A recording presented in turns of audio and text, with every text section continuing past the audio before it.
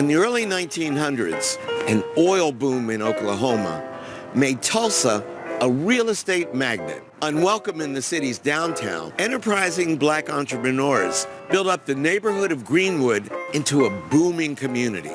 Sadly, the Negro Wall Street, as it was called then, would become the casualty of fraught race relations. In May of 1921, a young black man entered an elevator where a young white woman was the elevator operator. They were in the elevator alone, and someone heard her scream. He was accused of accosting her. The young man was arrested and taken to the courthouse for holding. When black Tulsans in Greenwood heard that a lynch mob of white people was gathering at the courthouse, they headed there to defend the young man. In the middle of a tense standoff, a single gunshot rang out. The residents of Greenwood retreated, but that didn't end the tension. The next day, thousands of white people descended, looting Greenwood's businesses and setting fire to homes. Black residents fought back.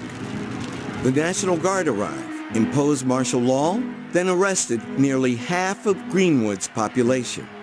This became known as the Tulsa Race Riot, one of the most violent race riots in our nation's history. The young man was released from the courthouse after the riots ended. The charges against him were dropped when the elevator operator failed to appear at court. Shockingly, nearly 80 years would pass before an official report would be commissioned.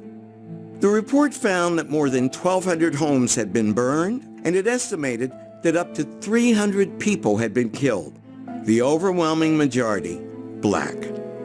Recently, a typewritten eyewitness account of the riot, donated to the Smithsonian, described airplanes dropping firebombs from the sky, black people being gunned down in the streets, and it posed the question, is the city in conspiracy with the mob?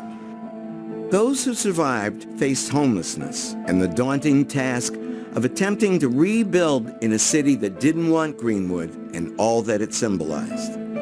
Slowly, Greenwood's residents recovered, though the Black Wall Street never returned to its glory days, and memories of the violence continue to haunt descendants even to this day.